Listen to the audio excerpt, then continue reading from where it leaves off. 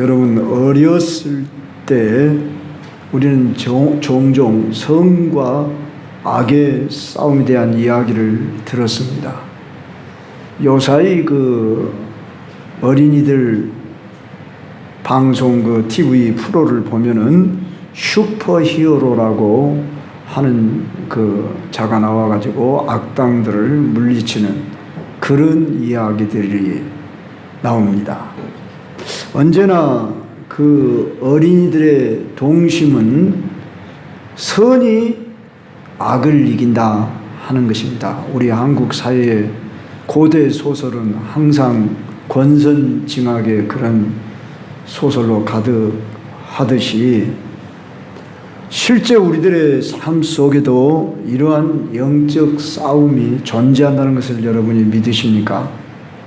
오늘 우리는 봉도관이 본문 말씀 속에서 하늘에서 벌어진 영적 싸움을 통해 우리에게 깊이 영적인 삶을 생각해 보긴 합니다. 바로 방금 이야기한 말씀대로 우리는 매일 영적 전쟁의 한 가운데에 살아가고 있다는 것을 잊지 말아야 합니다. 이 싸움은 우리의 힘으로 싸우는 것이 아니라는 것, 하나님의 도우심, 성령의 도우심으로 우리는 이 싸움을 싸울 수 있고 또한 승리하도록 되어 있다는 것입니다.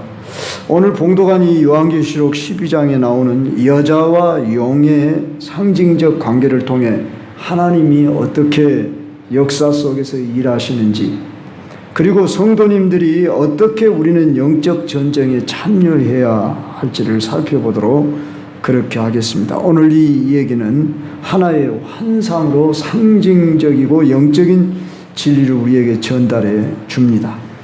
하늘에서의 영적 싸움이니까 더더구나 이것은 우리가 볼 수도 없고 그러지 않겠습니까? 그렇지만은 이 지상에서도 여전히 보이지 않는 세계에 싸움이 있다는 것 우리는 밝히 알 수 있습니다. 물론 그 결과는 항상 하나님이 승리하도록 되어 있지요. 오늘 1절로 2절에 보니까 하늘에 큰 이적이 보이니, 그런데 이 이적이란 말은 사인이다, 상징적 표적이다, 그런 단어입니다. 이 얘기는 해를 옷 입은 한 여자가 있다. 한번 상상해 보세요. 해를 입었다. 옷을 입듯이 해를 온몸에 입었다. 그 발 아래는 달이 있다.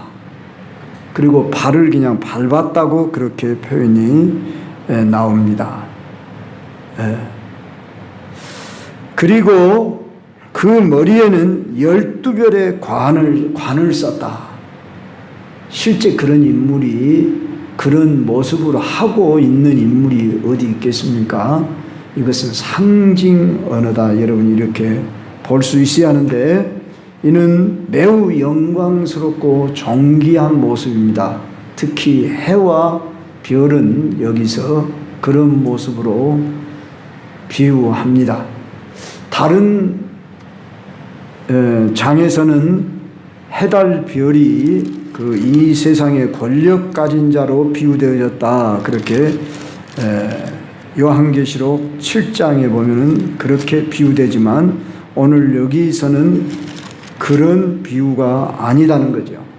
그러니까 우리가 한번 그렇게 비유되었다고 해서 모든 경우에 다 그렇게 비유된 것은 아닐 수 있다. 이걸 아시고 해를 입었다. 그리고 12별을 관으로 썼다 했을 때 해를 입었다는 것은 그리스도의 의를 덧입었다는 상태를 가리킴으로써 먼저 여기 여자가 누구냐 그러면 이스라엘 또는 교회를 상징한다. 구약적으로는 이스라엘을 가리키고 오늘 신약적으로는 교회를 가리킨다. 그렇게 일단 정의를 해놓고 이제 풀어가면서 우리가 살펴봅시다. 해를 입었다는 것은 그리스도의 의를 입었다는 것인데, 즉 오늘 교회는 이신칭의의 의를 입은 성도들의 모임입니다. 이신칭의, 의롭다 함을 입었다 그 말입니다. 의롭다 함을 받았다 그 말입니다. 오직 예수 그리스도의 믿음, 예수 그리스도를 믿음으로, 예수 그리스도 피의 권세로 우리가 의롭다함을 받았다는 이 사실입니다. 그런데 바로 이 달을 밟는 상태는 여기서 다른 세상의 권력가를 상징한다고 볼 때에, 바로 이 세상을 오늘 교회는 끌려가는 것이 아니라 이 세상 속에서도 우리는 하나님의 말씀을 따라 이 세상에 변화를 주고, 즉 세상을 밟는, 물론 우리가 무력으로 받거나 무슨 의도적으로 받는다는 게 아니라 권세로 우리는 발을 밟는 그런 위치에 있다는 것을 알아야 합니다. 오늘날 세상을 보면 얼마나 세상 빌딩은 높아만 갑니까? 세상은 하늘을 찌를 듯이 빌딩이 올라가도 그것 갖고 누가 뭐라고 하지 않고 아름답게 생각하나, 교회가 조금만 건물이 커지면 뭔 놈의 교회가 저렇게 크냐고, 이런 말을 우리는 종종 듣곤 합니다. 이만큼 세상 사람들은 교회에 대해서 은근히 거리두기를 하려고 하고 타부시하는 것을 우리가 볼 수 있습니다. 그렇지만 우리는 교회의 건물이 크냐 적냐, 사람이 많이 모이냐 적게 모이냐 상관없이 오늘 교회의 위치는 해를 입어 달을 밟는 그런 위치로 12별의 관을 쓰고 있는 상태라고 하는 것으로 비유 상징하고 있음을 여러분이 아셔야 합니다.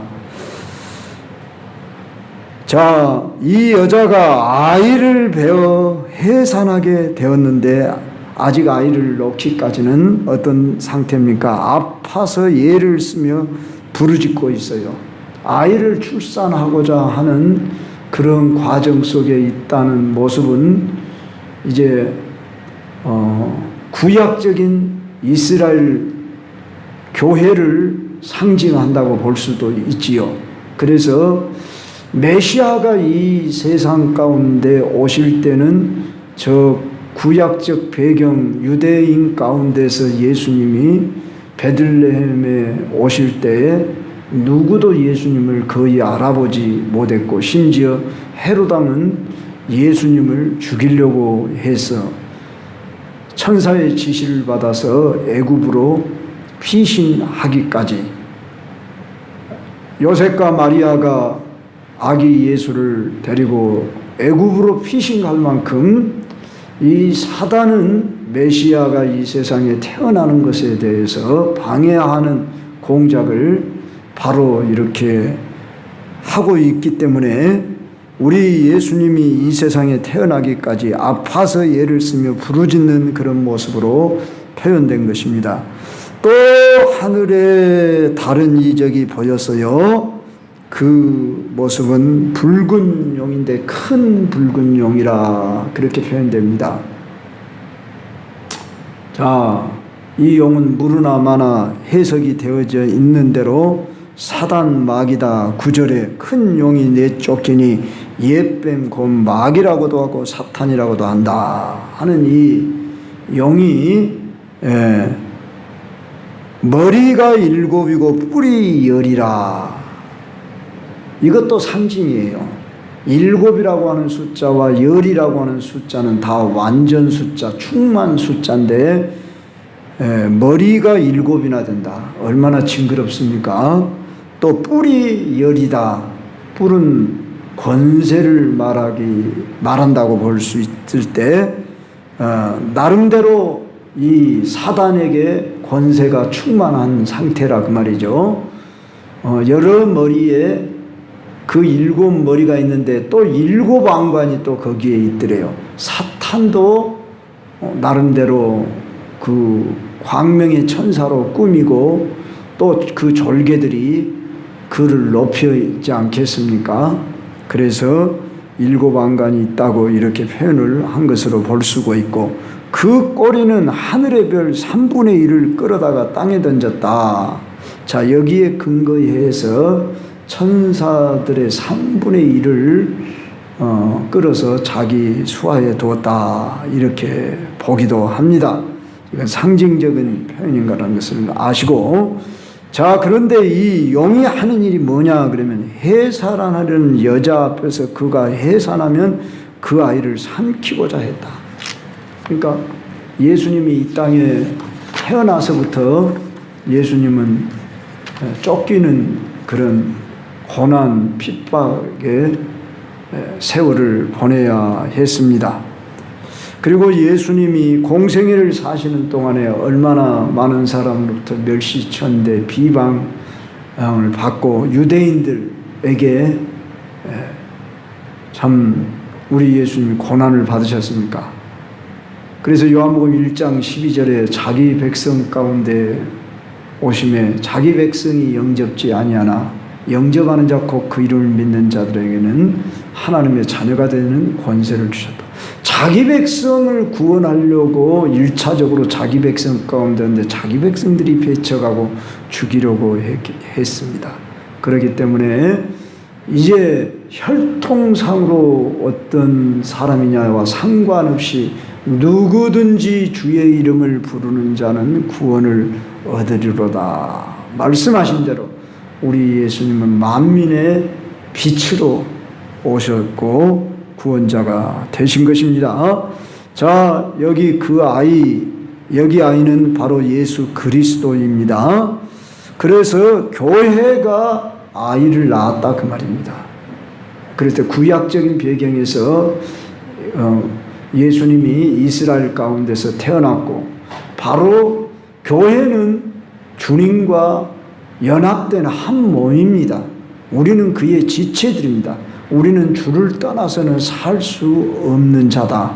이렇게 여러분 자신이나 저가 인정하고 고백할 수 있어야 합니다.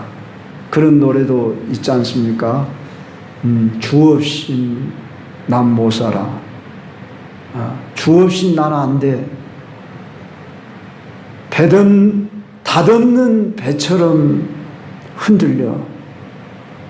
청년 때 제가 좀 불렀던 그런 복음성가 가사가 생각납니다마는, 찬송가로 말하면 주 없이 살 수 없네, 그런 찬송가처럼 여러분들이 예수님을 떠날 수 없다고 내 자신을 그렇게 인정하고, 주님이 나를 붙드시니까 나도 주님을 떠날 수 없습니다. 너희가 내 안에 거하고 내 말이 너희 안에 거하면 무엇인지 원한 대로 구하라. 그리하면 이루리라. 우리는 항상 주 안에 거하는 삶이 행복한 삶인 것을 알아야 되고, 주님이 신랑 되셔서 우리를 신부로 맞이했어요. 그래서 교회는 신랑 되신 분의 신부예요. 이런 관계로 우리가 부름을 입었다고 하는 이 사실을 항시 잊지 말고, 자, 이 여자가 낳은 이 아들을 낳으니까 이 아들의 그 모습을 가리켜 5절에서 뭐라고 하냐면, 장차 철장으로 만국을 다스릴 남자. 장차 철장으로 만국을 다스릴 때는 언제입니까? 재림 때죠. 재림은 심판하러 오셔요. 철장으로 만국을 다스린다. 이 말씀의 배경은 시편 말씀으로 우리가 배경을 이해해야 합니다. 시편 특별히 2편을 참고하시길 바랍니다. 이 아이를 하나님과 그 보좌 앞으로 올려가셨다. 무슨 말씀입니까? 예수님은 승천하셨잖아요. 그래서 우리 예수님은 아이로 오셨지만 물론 장성에서 승천에 올라가신 분입니다. 그런데 예수님이 승천한 이후에 이 세상에 남은 것은 교회입니다.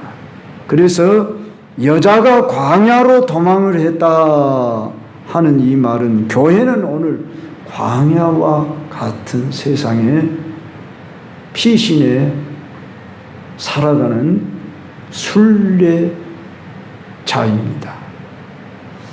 저는 여러분이 순례자 또는 나그네의 삶이라는 이 인식을 가지고 살아가야 합니다. 그렇다고 우리가 김삿갓 방랑인처럼 저 화순에 가면은 그 김삿갓이 마지막 생애를 저 화순에서 보냈다고 그러죠. 나 그곳은 가보지 못했는데 그 김삿갓이 화순의 그 경치가 너무 멋져서 거기서 마지막 생을 마쳤다. 그래서 그 아마 흔적들이 있는 걸로 압니다. 우리는 그런 나그네가 아닙니다. 갈 곳이 없어 방황하는 나그네가 아니라 분명히 우리는 돌아갈 곳이 확실히 있는, 그리고 맞이해 줄 분이 계시는 내 아버지 집을 향해 가고 우리가 가야 할 그 나라, 그 집을 향하여 나는 오늘 사명받아 이 세상에 왔다. 그럴 때 복음성 하나 부르고 싶습니다. 저 멀리 뵈는 나의 시온성 한번 띄워봐요. 미리 이야기할 건 제가 미안합니다. 110장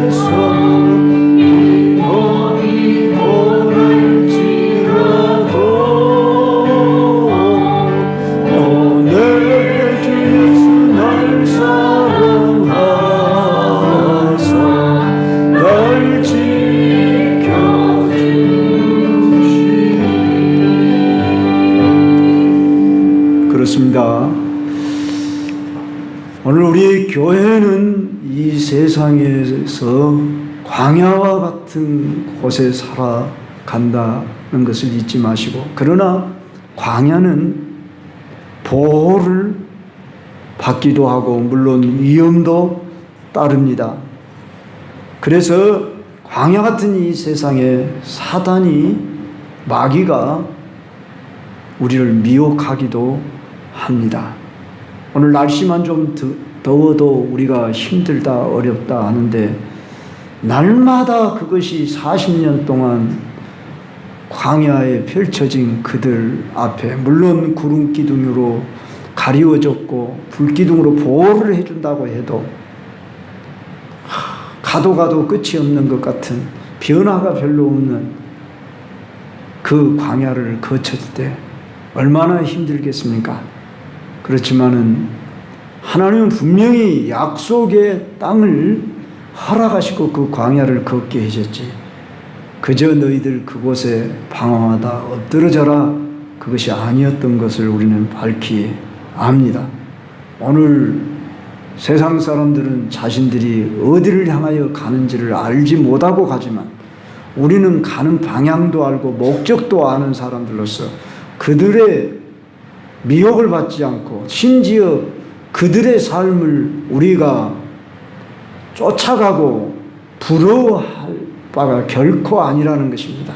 저들이 우리보다 더 잘 먹고 잘 살고 많은 것을 누리는 것처럼 보이지만은 가만히 내면에 들어가면은 근심과 불안과 두려움과 여러 가지 문제로 휩싸여 있음을 대부분 보게 됩니다.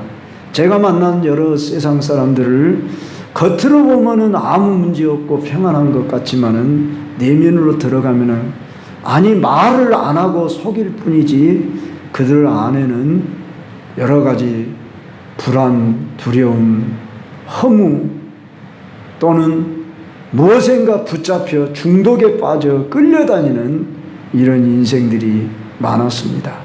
그건 왜 그럴까요?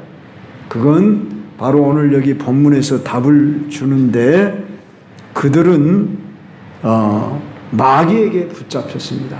여러분, 이 세상에 마귀, 사단, 그의 졸개들, 악령이라고 하는 귀신들이 있음을 알아야 합니다. 그런데 우리는 성경 속에서 그들이 주로 어느 곳에 거하며 어떤 사람에게 역사하는가를 우리가 알아야 합니다.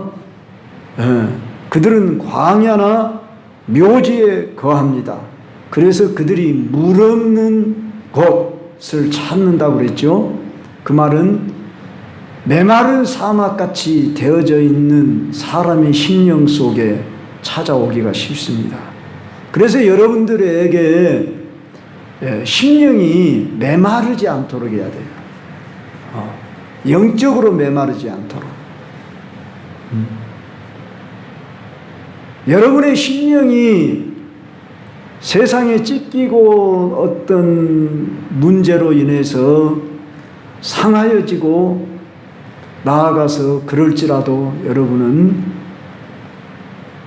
생수의 근원 대신 예수 또는 성령, 우리는 그분이 우리 안에 계시고 말씀 가운데 계시는 분이기 때문에 멀리 있지 않아요. 가까이 있어요. 다른 데서 막 찾아요. 어떻게 하면 세상이 주는 것으로 내 이 상한 마음을 또는 내 이 가난함을, 나의 궁핍함을, 그런데 여러분 외적인 가난 궁핍보다 더 근본적인 가난 궁핍이 무엇입니까? 영적 가난이 더 문제고 궁핍함이 더 문제라는 거죠. 황폐함이 때문에. 여러분 세상 사람들 돈 많으면 어떤 일을 하던가요? 요사이는 마약으로 최종 결론이 나는 것을 보게 됩니다. 심지어 10대 청소년들에 이르기까지 마약에 빠지고 그들이 판매책이 되기도 하고 세상의 쾌락에 거기에 만족이 없으니 더 좀 깊은 세계가 없냐, 더 좀 자기들을 만족시킬 그런 세계를 쫓아다니는 것이 바로 마약으로 사람이 황폐화 되어버리는 것을 보게 됩니다. 자, 이런 마귀 역사는 꼭 그런 어떤 약물 중독이나 어떤 무슨 그런 사람들에게만 역사하는 것이 아니라 오늘 이 세상에 주술을 행하는 사람들이 주문으로 마귀와 소통도 하고 마술과 부적과 금식으로 또는 어떤 타종교인들이 귀신을 쫓아내기도 한다고 여러분이 들어보았는가 모르겠습니다. TV에서 보기도 했을 것입니다. 그러나 이들의 행위는 주술적 행위에 지나지 않고 일시적으로 쫓아낼 뿐입니다. 오늘날 우리 그리스도인들은 만왕의 왕이신 예수, 승리하신 예수, 그 예수 이름으로 우리는 마귀를 물리치는 일을 하도록 예수님이 가르쳐 주셨고, 이제 사도행전부터 보면은 성령 받은 그리스도인들이 주로 나타나는 역사가 자기를 이기고 세상을 이기고 마귀를 이겼다고 하는 사실. 우리는 이 땅에 살면서 바로 광야와 같은 세상이니까 빨리 이 세상 떠나자, 그런 사고 가치관 가지면 잘못되다고 그랬죠. 우리는 이곳에 파송되어서 이 세상 나라를 그리스도의 나라로 만드는 것이 이 요한계시록의 가장 중심 주제요. 그 중심이 요한계시록 11장 15절에 나와 있고,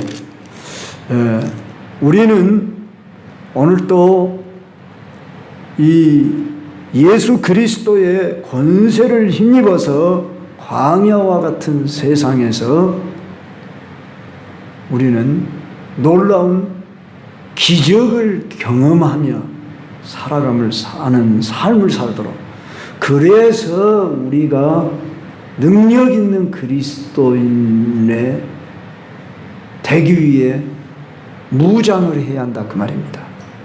그러도록 하기 위해서 우리가 내적으로 외적으로 우리는 성령의 충만함을 입어야 하고, 그러기 위해서 우리는 훈련 받아야 한다, 그 말입니다. 말씀으로 훈련받고 생활로 훈련받고 서로 우리는 격려하면서, 우리가 제자대학을 하는 목적이 뭔 줄 압니까? 하나의 무슨 공과를 띄기 위한 것이 결코 아닙니다. 그렇다고 한다면 할 필요가 없습니다. 여러분, 말씀 듣는 것으로 족합니다. 근데 말씀 듣는 것으로는 일방적으로 내가 이렇게 전달하기 때문에 어떤 사람은 받고 어떤 사람은 안 받고, 받았다 할지라도 이것을 내가 어떻게 관리하고 적용해야 할지 우리가 모르기 때문에 서로 소그룹으로 모여서 대화를 하면서 나누면서 나의 또한 상처도 치유를 받으면서 그래서 가르치는 시간이 아닙니다. 제가 교사가 칠판을 갖다 놓고 이렇게 쓰면서 교육식하는 시간이 아니고, 물론 제가 인도를 하되 이제 나누면서 고백하게 하면서, 때로는 제가 또한 주문하면서 트레이너가 돼서 저 또한 배우면서 저 또한 여러분들을 통해서 성장해 가면서, 그래서 같이 집을 지어가는 것입니다. 그래서 이 제자 훈련이라는 것은 반드시 해야만 한다는 것이 저에게 있어서 목회, 이건 철학이 있고, 이건 제가 도시 목회를 나온 목적이 거기에 있었고, 심지어 제가 언젠가도 이야기했죠. 시골 목회하는데 젊은 여집사들이 두 분이 있었습니다. 이분들이 매우 바쁩니다. 두 분이 다 양계장을 하시는 분이었습니다. 양계장도 적지 않은 10만 수를 하는 분 한 분하고, 한 분은 또 한 5만 수 이상을 하셔가지고 두 분이 다 양계장을 하는데, 양계장 하시는 분들은 얼마나 힘든 줄 아십니까? 그 계란을 이렇게 관리하는데 엄청 힘든데, 그분들을 짬을 내게 해서 내가 심지어 제자 훈련을 시골 교회에 했었지만은, 주로 70, 80대 성도들이지만은 그들을 향한 내가 열심을 가지고 양육을 해보고 또 했습니다. 그런데 이제 도시교회로 나온 목적은 바로 주님이 내게 일찍부터 제가 불이라고 표현을 오전에도 했듯이, 성령께서 내 마음에 이 제자를 세우라고 하는 이 불을 붙여주셔서 여러분들과 함께 이것을 실천하지 않고는 제가 도저히 더 이상 막다른 골목에 선 것처럼, 벼랑에 선 것처럼 이런 심정으로 목숨을 내걸고 내가 하는 것이고, 이건 나의 목회의 삶과 죽음의 문제이지 무엇을 수단으로 방법으로 하려는 것이 아니라 하지 않으면 안 된다고 하는, 이건 주님의 지상 명령이기 때문에 내가 신앙 생활하고 또 여러분들을 사랑해서 여러분들을 세워드리려고 하는 것이기 때문에 여러분들이 반드시 해야만 합니다. 해보면 압니다. 왜 목사님이 그렇게 하려고 하셨구나, 그것을 반드시 느껴야 합니다. 여러분도 또한 노력을 하셔야 됩니다. 그러면 여러분은 황홀한 경험을 하게 될 것입니다. 그래서 내가 여러분들이 이 교육을 받는 분들에게 옥하는 목사님 책을 보니까 수건 하나씩을 선물한다 그러더라고요. 선물한다기보다도 준다 그러더라고요. 그래서 나도 수건 하나씩 드려야겠다. 손수건. 뭘 의미한지 아시겠죠? 오늘 말씀 이제 정리하며 결론으로 말씀을 드리자면, 우리가 살아가고 있는 이 세상은 그저 우리를 내 마음대로, 생각대로, 뜻대로, 그렇다고 세상을 향하여 우리가 쫓아가면서 적당하게 내 의지를 가지고 살아갈 수 있는 그런 세상이 못 됩니다. 여러분들을 우는 사자가 삼킬 자를 두루 찾듯이 찾고 있습니다. 저 안 믿는 사람들은 안 믿어도 얼마든지 잘 살던데요. 그들은 이미 자기들의 손아귀 아래에 있기 때문에 그들을 종 삼아서 그렇게 살지 않으면 안 되도록 아침 저녁으로 저들은 영적으로 흑암 아래에서 붙들려 살아가는 존재입니다. 그러나 우리는 그렇게 살아갈 수 없는 자들로 말씀과 기도로 깨어서 살고자 우리가 불철주야 예를 쓰는데도 불구하고 이제 이 교회 문을 나서고 여러분들이 가정에서 사회생활을 하면은 여러분들이나 저가 주일날 들었던 말씀과 세상에서 삶은 다르다는 것을 느끼고, 또 말씀은 그렇지만은 환경 속에서 안 되는 여러분들을 발견하는데, 여러분 될 수 있도록 그렇게 트레이닝을 해주겠다 그 말입니다. 이번에 올림픽 보셨죠? 뭘 느꼈습니까? 한 번 이상은 다들 봤을 건데, 그 큰 메인 스타디움에 많은 사람들이 있는데 선수로 뛰는 사람은 개인입니다. 물론 구기 종목은 같이 뛰겠지만 자기 개인이 거기서 뛰어서 그 자기의 역량을 최선을 다해서 발휘합니다. 육상 선수, 수영 선수, 각종 그 종목들을 보면은 모두 국가대표로만 뽑힌 것으로 만족할 수 있겠습니까? 메달을 따기 위해서 최선을 다해서, 특히 육상은 100m는 0. 몇 초 차이로 1, 2를 가이고, 제가 그 200m인가 100m를 보니까 그 초도 똑같이 둘이 2등으로 들어왔는데, 그것도 2, 3위로 이렇게 갈리우게 요새는 컴퓨터로 다 순간의 그 찰나의 순간을 포착해서 차이를 둘 만큼 이렇게 우열을 가리는 이런 세상이듯이, 우리는 물론 하늘나라에서 우리를 그런 식으로 우리를 대접하지 않습니다. 그렇지만 우리에게 주어진 기회들을 따라서 하나님께서 이 땅에서 부름을 받아서 최고의 기량과 능력을 발휘하면서 우리에게 주어진 은사 달란트를 다 활용했다고 한다면, 참 그들이 금메달, 동메달까지 땄을 때 기쁨의 눈물을 흘리고 그냥 큰 함성을 지르는 모습을 보았죠.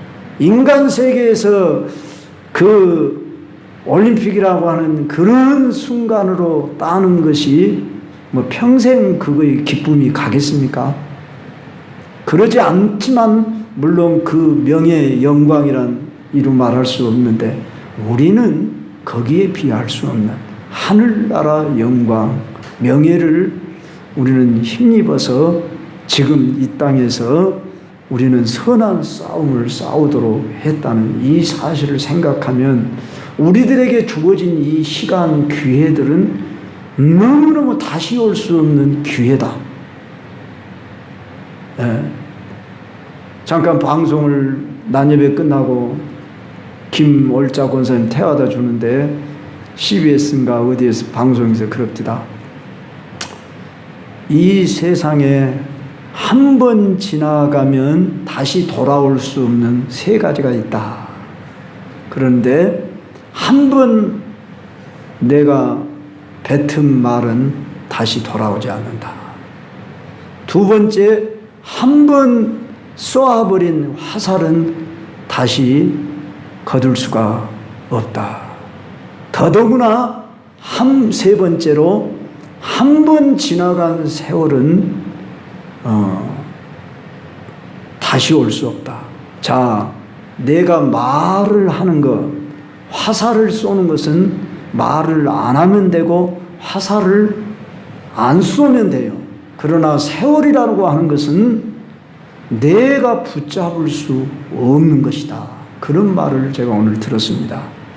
다시 말하면 우리가 이 시간도 시간이 흘러가고 있는데 우리에게 주어진 시간들을 그냥 떠내려가는 흘러가는 물처럼 여기고 그냥 그렇게 낭비하면은 얼마나 어리석은 인생, 허무한 삶을 사는가 하십니까? 그러나 하나님 말씀처럼 세월을 아끼라. 때가 악하니라. 지혜 있는 자같이 행하여 세월을 아끼라. 때가 악하니라. 오늘 우리에게 주어진 시간들, 날들, 기회들을 통해서 우리는 사단 마귀를 이기며 정복하는 삶을 살도록 성령님을 보내주시고 말씀을 보내주시고 기도의 힘을 불러 넣어주시면서 우리를 돕고 계신다 그 말입니다.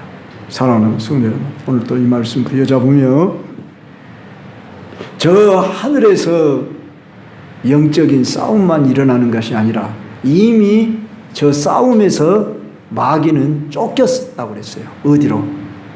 이 공중의 세계로 쫓겼어요.